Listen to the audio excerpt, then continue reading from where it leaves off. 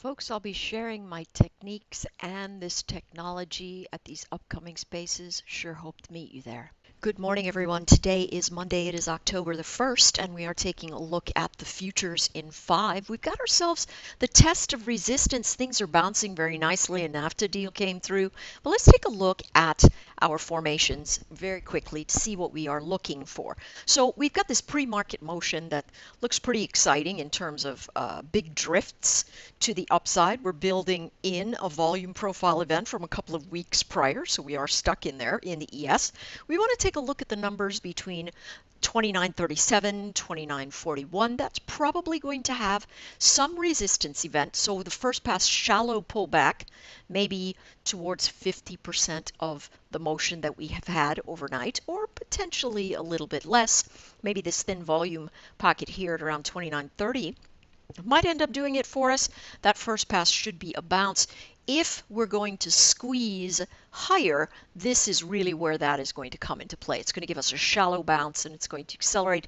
Depends on who stepped in front of the trade and how much they've stepped in front of it. So for us, we are going to anticipate that our pullbacks will be buy zones, but that they won't hold there. They're going to accelerate into the upward motion and then potentially pull back. In the general space, we've got a little bit of weaker momentum. So we really do need to watch for that. Deeper support areas, 26.29, 29.29, 29.21, and 29.15. Those are our levels, really, that we are looking at in that space. Taking a look at the NQ, it's done very well. It's bouncing. It's got a new high. It's come off of that high.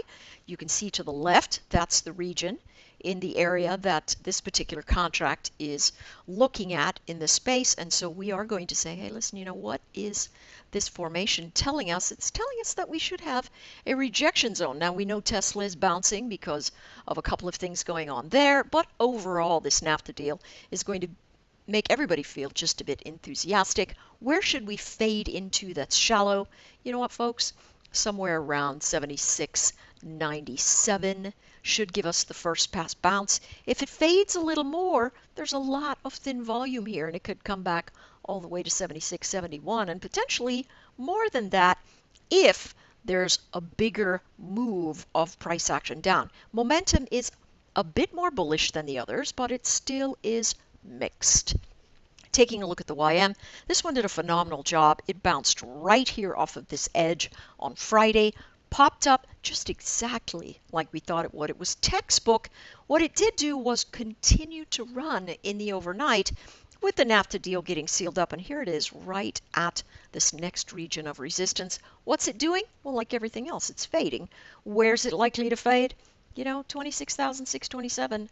Not unreasonable. Below that, 26,591. The chart has got momentum to fade in that space, but it's a mixed bag from a momentum space, so we could see moves that reverse. As a matter of fact, that's probably the thing we can count on the most, moves that will reverse. This is no place to buy and hold or sell to open and hold. Not really a good space.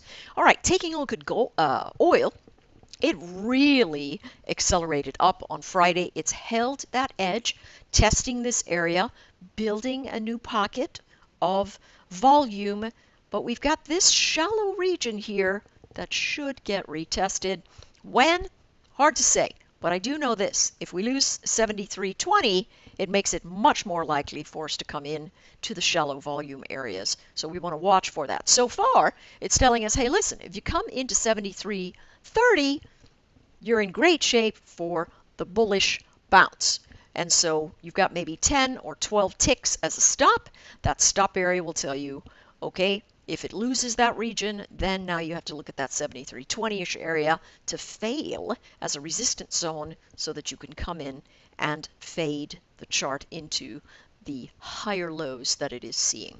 All right, so that is what we anticipate. We anticipate these fades to really come to pass pretty well. I've been talking about failed bounces in gold, really, and also the treasuries, and those things have been really rock solid, still doing the same thing.